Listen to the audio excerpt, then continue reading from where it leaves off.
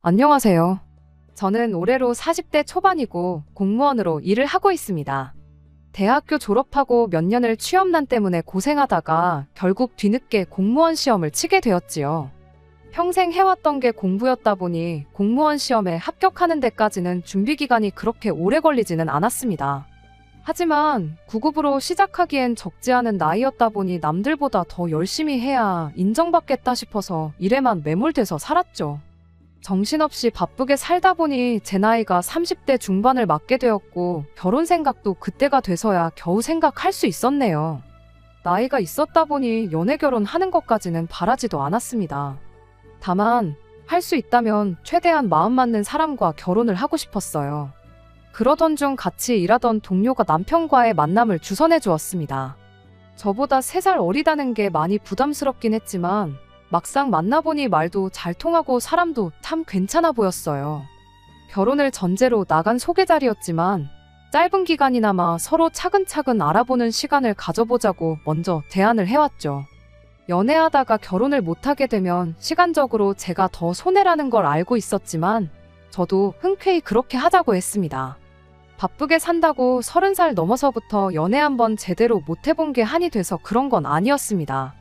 저희 부모님께서는 뭐 시간을 질질 끌게 있냐며 시간 낭비하지 말라고 했지만 앞으로 평생을 같이 하게 될 사람일지도 모르는데 한두 번 만나보고 결혼 준비부터 시작하고 싶지는 않았기에 그 제안이 저에게는 나쁘게 들리지 않았죠. 그래서 당시 남편과 연애부터 차근차근 시작하기로 했어요. 다만 저희도 나이가 나이였다 보니 연애 기간은 1년을 넘기지 말기로 정했습니다. 연애 중에 결혼 상대로 서로가 아닌 것 같다면 뒤도 돌아보지 말고 쿨하게 헤어지는 조건으로 연애를 시작하게 되었죠. 짧은 기간이었던 만큼 서로 알찬 연애를 했다고 생각했고 서로에 대해서 어느 정도 알게 되었고 평생을 함께할 배우자라는 확신을 서로 가졌기 때문에 합의했던 1년간의 연애를 마치고 저희는 곧바로 결혼 준비를 시작했습니다. 그때쯤부터 해서 남편이 저희 집에 인사도 드릴 겸 해서 자주 찾아뵙기 시작했습니다. 미래의 장인 장모님께 먼저 얼굴 도장부터 제대로 찍고 점수도 좀 따고 싶다면서 말이죠. 사실 그렇게까지 할 필요도 없었습니다. 저희 부모님은 이미 남편과 연애를 시작했을 때부터 결혼을 빨리 하라고 보채셨던 분들이었으니까요. 하나뿐인 딸이 취직 후에는 연애도 안 하고 일에만 매몰되어서 살았다 보니 늦은 나이 때문에 평생 결혼도 못하고 혼자 살게 될 거라 걱정하셨던 분들이셨거든요. 그런데 이제 진짜로 결혼을 하겠다고 하니 얼마나 좋으셨겠어요. 저희 부모님한테는 1등 사위가 별게 아니었습니다. 사지 멀쩡하고 자기 앞가림 정도만 할 수 있으면 된다시는 분들이셨거든요. 남편은 평범한 중소기업에 다니는 직장인이었습니다. 미래가 그렇게 유망한 회사는 아니었지만 그래도 한 군데서 8년 넘게 일한 걸 보면 근면성실함을 가지고 있는 사람이라고 생각했어요. 거기에 결혼 전부터 처가에 들락거리며 능글맞게 장인 장모님 하면서 친한 척을 하는데 저희 부모님께는 남편만큼 좋은 사윗감이 또 있나 싶으셨을 거예요. 공무원이 박봉이고 요즘은 기피 직업이라는 말이 많지만 제가 일 시작했을 때만 해도 그렇지 않았어요. 안정적이라는 장점 때문에 제가 공무원 준비할 당시에는 경쟁률도 엄청났습니다. 아무리 박봉이라지만 8년차 중소기업 대리였던 남편 월급과 비교해보면 제가 월급도 훨씬 잘 받았어요. 남편 말로는 회사가 과장까지는 조금 박한 편이지만 차장직급 달고부터는 대기업하고 비교해도 손색이 없는 대우를 받는다고 조금만 참으면 자기도 조금 상황이 피게 될 거라고 늘 말해왔습니다. 저는 그냥 맞벌이 생활하는 것만 해도 감지덕지라고 생각했고요. 아무튼 저희 집에서 남편이 열렬한 환영을 받은 데 비해서 시댁에서는 딱히 제가 환영을 받는 느낌은 아니었습니다. 처음 시댁에 인사를 드리러 갔을 때 예비며느리 왔다며 현관문에서부터 저를 반겨주셨지만 시어머니가 저를 쳐다보는 눈빛부터 느낌이 썩 좋지는 않았어요. 대신 시아버지의 경우에는 진짜로 저를 반겨주셨습니다. 그날 식사 시작하고 이야기 몇 마디 나누다가 판이하게 달랐던 두 분의 반응이 왜 그랬는지 대충 짐작은 할 수 있었어요. 아버님은 자식인 남편보다 저를 더 높게 쳐주셨어요. 말씀드렸다시피 그때 당시에는 공무원이 어느 정도 인정받는 분위기였거든요. 그리고 남편이 다니는 회사에 대한 믿음도 전혀 없으셨기도 했어요. 아버님은 남편이 처음 취직했을 때부터 회사가 별로 좋은 회사처럼 보이지 않는다며 몇 년 더 집에 있어도 되니 준비 더해서 더 조건 좋은 회사로 가거나 거기서 경력 조금만 쌓아서 이직을 하라는 식으로 쭉 남편을 설득해 오셨다고 하더라고요. 결국 남편이 고집을 부려서 그 회사에 여지껏 다니게 되었던 거였고요. 이직 이야기는 거의 매해마다 하셨다는데도 불구하고 남편은 지금 회사가 마음에 든다며 고집을 부렸다고 하더라고요. 아버님 딴에는 결혼한다고 집에서 도와주지도 못하는 형편인데 남자가 한 달에 250도 안 되는 벌이로 저놈 저거 평생 장가는 갈 수나 있을지 싶으셨다고 걱정을 하셨다고 합니다. 그런데 나랏 일하는 사람을 며느리로 보게 되었다고 좋아하셨던 거고요. 그와 동시에 시어머니는 공무원이 공무원이지 뭐 나랏 일까지 한다고 축혀 세워주냐며 회사 못 들어가는 애들이 하는 게 공무원이라고 아버님 말을 자르면서 동시에 저를 깎아내리셨어요. 그러더니 오히려 땡 잡은 건 당신 아들이 아니라 저라는 식으로 말을 하더라고요. 어린 남자 데려가는데 돈은 많이 모아놓았느냐며 빈정거리더라고요. 말 끝나기 무섭게 아버님이 교양머리 없게 그딴 걸 질문이라고 하고 있냐며 집안 망신 시키지 말라고 성질을 부리셨습니다. 덕분에 그 자리에서 갑자기 두 분이 부부싸움을 시작하게 되었고요. 처음 인사드리러 온 건데 두 분 싸우는 모습을 두 눈으로 목격하니 정말 밥이 입으로 넘어가는지 코로 넘어가는지 모를 정도로 당황스럽고 불편했습니다. 그래도 그날은 그 순간에 당황했던 것 말고는 분위기 자체는 나쁘지 않았고 저도 크게 실수한 건 없는 듯 싶었어요. 시어머니가 유별나다는 건 이미 알았지만 아버님이 경우가 밝은 분이셨고 시어머니가 선을 넘는 발언을 하면 제 앞에서 부부싸움을 하게 될지라도 뜯어말려주는 분이셨으니 결혼 후에도 크게 신경 쓸 문제는 아니겠구나 싶었습니다. 돈은 솔직히 남편과 비교해서 제가 훨씬 더 잘 모아놓았습니다. 제가 취직 조금 늦게 했다고 일에 매몰돼서 살았던 게 한몫했어요. 거기에 부모님 집에서 같이 살면서 생활비도 아낄 수 있었다 보니 돈을 모으기가 더 수월했었고요. 어느 정도 안정이 되고 나서 저도 친구들도 만나고 하고 싶었는데 막상 그때가 되니 친구들은 다 결혼을 해서 가정이 생기는 바람에 만날 친구들도 없어서 정말 돈 모으는 거 말고는 할 수 있는 게 없었습니다. 덕분에 결혼할 당시에 저는 이미 2억에 가까운 돈을 모아놓았어요. 9급으로 시작한 거 치고 엄청 잘 모은 편이죠. 당시 남편은 8년차 직장인이었지만 모아놓은 돈이 고작 4천만 원에 불과했습니다. 제가 모아놓은 돈의 반이반도 안 되는 금액이었죠. 그나마도 원래는 3천 조금 넘게 모아놓은 게 전부였는데 저랑 연애 시작하고 나서 결혼자금 모으겠다고 1,000만 원을 더 모아놓은 상황이었어요. 어쨌든 그때는 짧은 기간이나마 1,000만 원이나 모아놓은 게 경제관념은 가지고 있는 사람이라고 좋게 생각했습니다. 할 때는 하는 사람이구나 하는 믿음이 있었거든요. 지금보다 앞으로 결혼하고 나서가 가장 중요하다고 생각했기에 살림 합치고부터 잘하면 된다고 생각했어요. 상견례를 진행할 당시에는 시어머니가 의외로 아무 말도 없으셨습니다. 저희 부모님 앞에서 또 저를 깎아내리면서 남편을 축혀 세워주면 어쩌나 걱정했는데 아버님이 사전에 잘 이야기를 한 건지 오히려 먼저 농담도 하고 좋은 시어머니인 척 연기를 하셨죠. 그때까지만 해도 앞으로 결혼하고 나면 물을 수 없게 되는 거니 시어머니 딴에도 처음에는 그랬지만 앞으로는 저라 잘 지내보고자 성질을 누그러뜨리고 있는 거라 생각했어요. 어쨌든 간에 제가 돈도 더 많이 해오는 상황에 벌이도 더 좋은데 제가 나이 몇 살 많다고 꿀릴 게 없다는 생각이었죠. 그런데 그게 아니었어요. 시어머니는 이왕 이렇게 된 거 결혼 후에 시집살이라도 호되게 시켜서 분풀이라도 해야겠다는 심정인가 싶더라고요. 집은 오롯이 제 돈으로 30년도 더 된 14평 아파트를 하나 장만했습니다. 연식이 연식이니만큼 재건축에 대한 기대도 있었기에 거주뿐만 아니라 투자까지 2마리 토끼를 한 번에 잡은 거라 생각했어요. 실제로 집을 사고부터 집값이 많이 오르기도 했고요. 남편이 모아놓은 돈으로 인테리어 약간 고치고 혼수랑 중고차 한 대를 장만했습니다. 모든 게 순탄하게 흘러가는 듯 싶었는데 시어머니가 난데없이 집계약은 공동명의로 했느냐고 묻더라고요. 집은 순전히 전부 제 돈으로 구했던 것이었기에 제 명의로 했습니다. 결혼했지만 경제권을 합치지 않고 따로 관리하기로 하기도 했고, 남편이 해오는 혼수며 기타 등등 비용을 생각하더라도 제가 몇 배나 돈을 더 쓴 건데 제 명의로 하는 게 당연한 거라 생각했어요. 시어머니는 그 이야기를 듣더니 욕심이 너무 험한 거 아니냐고 뭐라고 하더군요. 남편 돈으로 중고차 한 대 산 걸 가지고 뭐라고 하더라고요. 차는 솔직히 저 편하자고 산 거 맞아요. 일단 남편이 면허가 없기도 하고요. 그런데도 굳이 차를 산 이유는 집이치가 남편 출퇴근하기에는 괜찮은 편이지만 저의 경우는 아니었거든요. 그런데 시어머니는 내 아들 돈으로 차 한 대 뽑는다고 할 때부터 알아봤는데 집이며 차며 다 네 거 하면 우리 아들 이름으로 된 건 뭐가 있느냐고 한 소리를 하는 거예요.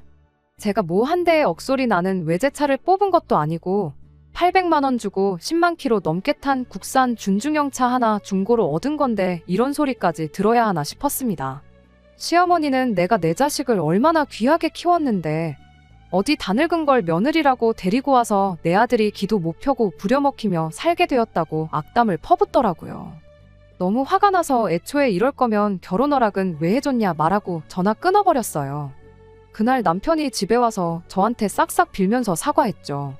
시아버지도 저녁에 전화를 하셔서는 어머님 대신 사과를 하셨어요. 자기가 옆에 있었으면 그런 말 못하게 막았을 텐데 미안하다고요. 집에서 두 사람이 제 편을 들어주면 시어머니도 덜할 줄 알았는데 제 생각이 틀렸던 겁니다. 그렇게 시어머니는 결혼 생활 내내 사사건건이 저한테 시비를 걸면서 저를 까내리지 못해 안달이었어요. 그렇게라도 하지 않으면 당신 아들이 제대로 대접 못 받고 마누라 눈치 보면서 살 줄 알았나 보더군요. 반대로는 생각을 못했을까요? 시자짓 갑질 한번 저한테 할 때마다 그만큼 남편이 제 눈치를 봐야 한다는 사실을 말이에요. 집도 제가 해왔고 돈도 더 잘 버는 데다가 결혼 비용도 몇 배를 더 했는데 제가 솔직히 눈치 볼 게 뭐가 있겠어요. 시어머니가 저럴 때마다 남편은 영문도 모른 채 시어머니 대신해서 저한테 사과하고 집에서 찍소리도 못하고 뒤죽은 듯 있어야 했죠. 남편이 견디다 못해 시어머니한테 한마디 해야겠다고 제 앞에서 전화를 했던 적도 있었습니다. 남편 딴에는 자기가 강하게 말하는 모습 보여주면 시어머니도 그만하시겠지 싶어서 한 것 같은데 결과는 오히려 역효과였어요. 저도 옆에 있었다 보니 시어머니가 말하는 걸 똑똑히 들었어요. 제 귀를 의심하지 않을 수가 없었죠. 시작부터 내가 뭐 한다고 너를 다 늙어빠진 네 마누라한테 장가 보낸 줄 아느냐며 한마디 했으니까요. 여자가 남자보다 평균 수명이 길다고 하지 않느냐고, 그럼 적어도 네가 죽어라고 피땀 흘려 돈 벌어놓고 일찍 죽어버리면 네 마누라가 남은 돈 혼자서 펑펑 쓰지는 않겠구나 싶어서 허락했던 거라더군요. 그런데 돈 가지고 어린 남편 휘두르는 꼴을 보니 괜히 장가 보낸 것 같다는 소리를 하더라고요. 워낙 순식간에 튀어나온 말이라 남편도 시어머니를 멈출 수 없었고 저도 듣다가 안 되겠어서 전화기 뺏어 들고 한마디 했습니다. 어머님이야말로 아버님보다 나이가 5살이나 어리시지 않느냐. 그런데 어떻게 그런 말을 하실 수 있느냐고요.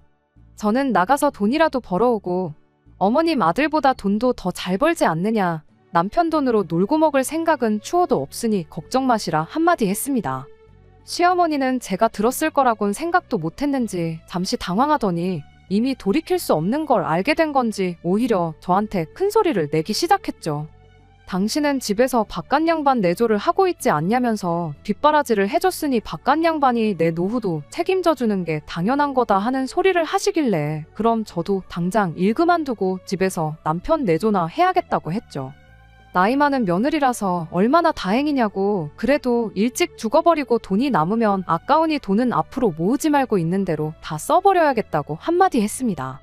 결국 시어머니와는 전화로 돌이키기 힘든 만큼까지 싸우게 되었고 그 덕에 한동안 시댁과 연을 끊고 지내게 되었습니다. 남편은 따로 시어머니와 연락을 하는 듯 보였지만 그걸 가지고 아예 못하게까지 하지는 않았습니다. 괜히 저 때문에 연 끊고 지낸다는 소리 듣고 싶지도 않았고 더 이상 시어머니가 저에게 피해만 끼치지 않는다면 아무런 상관없다는 생각이었거든요. 시댁과 아예 연락을 안 하고 지낸 건 아니었어요. 이따금씩 시아버지한테서는 잘 지내냐는 안부 연락이 걸려왔습니다. 평소에도 워낙에 저를 챙겨주시던 분이었으니 시아버지의 연락까지는 저도 무시하지 않았어요. 그러다 코로나 시기 막바지쯤 해서 일이 터지게 되었습니다. 남편 회사가 코로나 시작된 이래로 상황이 안 좋아지기 시작했거든요. 남편이 성실하기는 했지만 회사 내에서 크게 인정받는 사람은 아니었더라고요. 당장 해고를 시키지는 못했지만 남편이 직장 내에서 말 못할 괴롭힘을 당하고 있다는 사실을 알게 되었습니다. 실업급여 주는 것도 싫었던 건지 남편 스스로 관두게 만들 작정이었던 거예요. 하루는 남편 자리에 의자를 치워버렸다더라고요. 실적 운운하면서 남들 앉아서 일하는데 서서 일하라는 식으로 말이죠. 할 일도 없는데 땡볕 무더운 날씨에 교통비도 없이 외근을 보내서 굴린다던가 하는 식으로 남편의 숨통을 조여왔습니다. 남편은 그래도 월급은 나오니까 새 일자리 구해질 때까지는 그냥 참고 다니겠다는데 솔직히 그 이야기 듣고 그만두라고 하지 못할 사람이 세상에 몇이나 되겠나요. 그러던 와중에 엎친 데 덮친 격으로 시아버지까지 실직을 당하게 되었습니다. 그로 인해 시부모님 노후 문제에 비상등이 켜져 버렸죠. 아버님이 일하던 곳 사정이 코로나 끝나고 나니 오히려 더 어려워지면서 나이 많은 순서부터 정리해고를 당했다고 하더라고요. 남편이 회사에서 그 고생을 하는 가운데 시댁에 생활비까지 보내야 할 수도 있게 되었으니 정말이지 머릿속에 생각이 터질 듯이 많았죠. 남편 이직할 때까지 외벌이로 버티는 건 할 수 있지만 시댁 생활비까지 부담하라 그러면 못하겠다 싶었거든요. 남편이 하루하루 회사에서 버티고 있던 상황이긴 했지만 회사에서도 남편이 저렇게 버티고 나오면 그냥 해고를 할 수도 있었으니 남편 수입이 사라지는 건 시간 문제라 생각했습니다.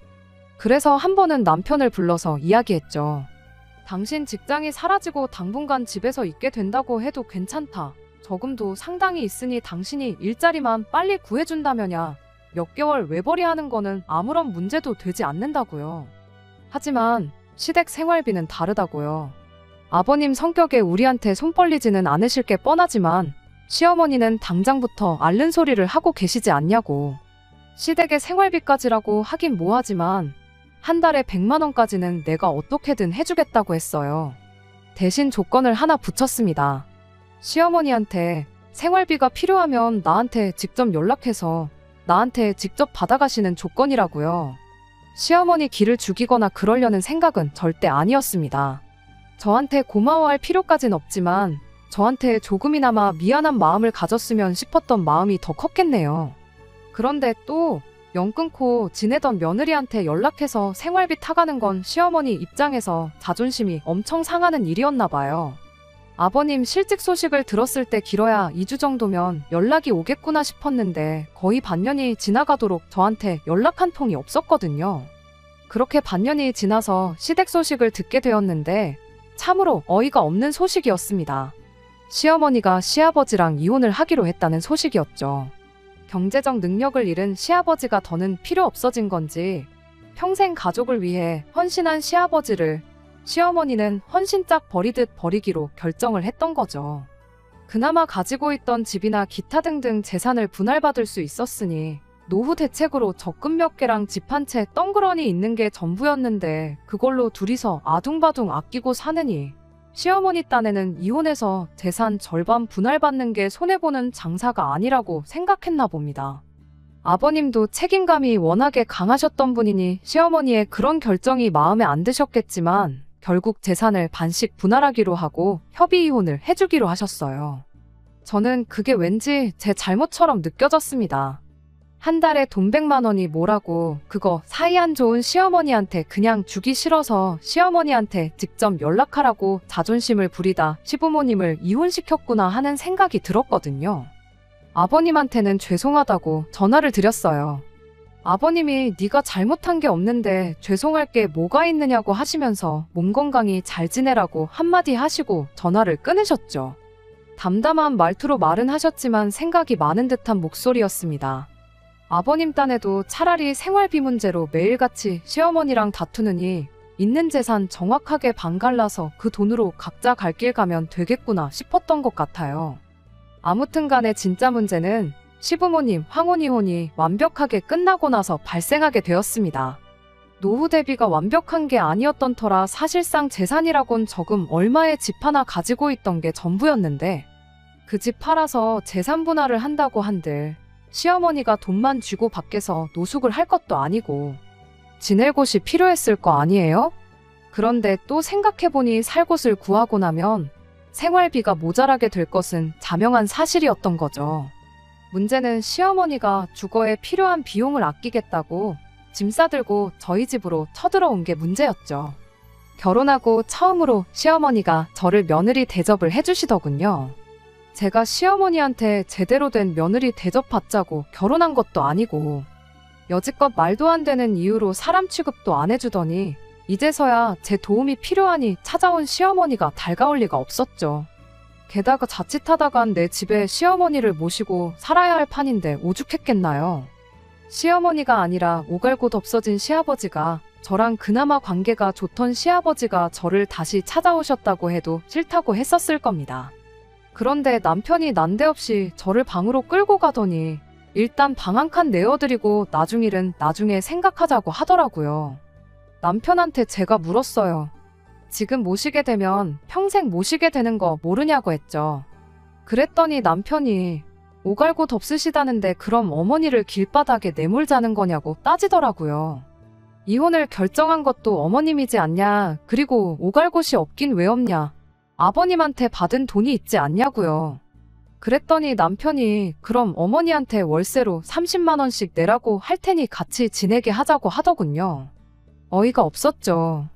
제가 시어머니랑 사이가 좋았던 것도 아니고 서로 대판 싸우고 1년 가까이 연을 끊고 지내기까지 했는데 고작 30만 원 받자고 시어머니를 내 집에 모시겠냐고 한마디 했네요. 제 눈치 많이 보고 저한테 잘하려고 노력하는 사람이었지만 결국 결혼하니 효자가 되는 건 어쩔 수 없었나 봐요. 아무리 봐도 아버님한테 재산분할 받아서 목돈이라도 쥐고 있는 시어머니 상황이 직장도 잃고 뭐 아무것도 가진 거 없는 남편 상황보다 훨씬 좋다는 걸 몰랐던 걸까요? 이 집의 지분이라고는 이사 들어올 때 도배장 파는 거랑 혼수 몇 가지밖에 없는 사람이 자기도 이 집에 지분이 있다며 그 정도 정할 권리가 있다고 소리를 치대요. 시어머니도 제가 웬만해선 마음을 바꾸지 않겠다는 걸 알았는지 내 그럴 줄 알았다고 그따구로 내 아들 휘어잡을 거면 그냥 이혼을 해라 하는 식으로 강하게 나오더군요. 순간 이혼하라는 이야기를 직접 꺼내주셨는데 못할 게 뭐가 있겠냐 싶은 생각이 들었어요. 그래서 알겠다고 대답했죠. 시어머니는 제가 이렇게 나올 걸 미리 계산이라도 했던 건지 그럼 집은 두고 저만 나가라더군요. 순전히 내 돈으로만 들어간 내 집인데 내가 미쳤다고 집을 포기하게 했냐고 도배장 판할 때 들어간 돈이랑 혼수할 때 들어간 돈 그리고 자동차도 돌려줄 테니 두 사람 보고 나가라고 했습니다. 당장 오갈 곳이 없으니 집을 포기할 수는 없다고 나오더군요. 저도 생각해보니 암만 내 집이 최고라고 하지만 결혼 생활 시작부터 남편과 함께한 이 집에서 혼자 지내게 될 텐데 이혼하고 나서도 그 기분이 똑같을까 싶더라고요. 어차피 저는 친정으로 돌아가면 되겠다 싶었고 그래서 여차저차 절충해서 그 집을 시어머니한테 팔기로 했습니다. 재개발 소식과 이런저런 이유로 집값이 제가 처음 샀을 때보다 1억이 넘게 오른 상황이었기도 해서 시어머니가 이혼하면서 분할받은 돈과 결혼 생활하면서 모아놓은 돈은 제가 다 가지고 오는 조건으로 집을 남편에게 넘기기로 했어요. 돌려줘야 할 혼수니 재산 분할이니 이런 거 머리 아프게 고민할 바에 깔끔하게 그러는 게 서로 더 편하겠다 싶었거든요. 제 이혼 소식을 전해들은 친정 부모님이 저한테 많이 미안해하셨어요. 딸내미 늦게 시집 보낸다고 제대로 봐야 할 사람 됨됨이를 면밀히 보지 않았다면서 제 이혼이 당신들 책임이라며 자책하셨습니다. 저라고 뭐 이런 사람들인 줄 알았겠냐며 미안해하실 필요 없다고 말했죠. 그래도 집을 내주고 온 게 손해본 느낌이라며 안타까워하셨어요. 재개발이며 뭐며 앞으로 집값이 오를 일만 있는데 이혼하고 전세 같은 거 주면 되는 거였지 않냐며 너무 성급하게 결정을 내린 거 아니냐고 하셨습니다. 저도 그런 느낌이 없지 않아 있기는 했는데 이미 물 건너간 거 후회해서 뭐하나 싶었습니다. 빨리 이혼 결심하고 그 집구석 손절한 게 더 잘한 일이다 생각하고 괜찮다고 웃어넘겼어요. 그렇게 제 짧디 짧은 결혼 생활을 마무리하게 되었습니다. 결과적으로는 잘 풀린 것 같아요. 제가 이렇게 이혼한 지 2년이 다 되어가는 지금에 와서 사연을 적게 된 이유는 얼마 전 시아버지와 남편을 만나고 왔기 때문입니다. 시아버지가 재혼을 하게 되었다며 먼저 저한테 연락을 해왔거든요. 이혼 후에 연락을 따로 주고받지 않았는데 듣자 하니 아버님은 재산분할한 돈으로 고등학교 때 고향 친구였던 분과 식당을 하나 차리셨다더군요. 그 짧은 사이에 아버님 식당은 놀라울 만한 성공을 거두게 되었고 같이 사업을 시작한 그 고향 친구분과 재혼을 하기로 했다는 거죠. 남편은 아버님 결혼식장에서 만나게 되었어요. 이혼했으니 불편한 사이긴 했지만 그렇다고 굳이 피하거나 숨을 이유도 없다 생각해서 오랜만이라고 인사를 했죠. 아는 사람이라고는 한 명도 없으니 식 끝나고 남편하고 오랜만에 같이 식사도 했고요. 남편이 잘하지도 않는 술을 대낮부터 마시며 신세한탄을 하기 시작했어요. 저랑 살 때가 좋았다면서 신경질적인 어머니랑 둘이서 사는 게 지친다더라고요. 재개발 노리고 저한테 집을 사갔는데 집값은 오히려 제가 처음 집을 샀을 때 가격으로 내려갔고 재개발도 요즘 공사 비용 때문에 오히려 주민들이 반대를 하는 분위기라며 완전 망했다는 소리를 하더군요. 식사 말미에는 술에 취해가지고 어떻게 아버지가 가족들을 내팽개치고 이렇게 재혼을 할 수 있냐며 아버님이 가족들을 배신했다니 어쨌다니 하는 소리를 하길래 정신 똑바로 차리라고 한마디 해주고 자리에서 일어났습니다. 아버님 힘들 때 먼저 배신한 게 누군데 이제 와서 그딴 소리를 하느냐고요. 인과응보라는 말은 드러나 봤냐고. 집값이 내려간 것도 아버님이 재혼한 것도 지은 죄가 있으니 돌려받는 거고 이 상황을 선택한 건 다른 누가 아니고 당신하고 당신 어머니니 어디 가서 탓하지 말라 한마디 해주고 왔네요. 나오는 길에 아버님한테는 재혼 축하드린다고 앞으로 행복하게 잘 지내시라고 해주고 왔고요. 속이 후련해져서 이렇게 이혼한 지 2년이나 지나서 짧게나마 제 이야기를 적어보내게 되었습니다. 결국 제가 이혼했다는 사실은 변함이 없지만 저런 남편과 시어머니와 평생을 함께하는 것보다 지금 제 삶이 훨씬 나은 것 같아 마음은 편해졌네요. 끝까지 들어주셔서 감사합니다. 오늘의 사연은 여기까지입니다. 구독과 좋아요, 알람 설정 부탁드리고 더 좋은 사연으로 다시 찾아뵙겠습니다. 감사합니다.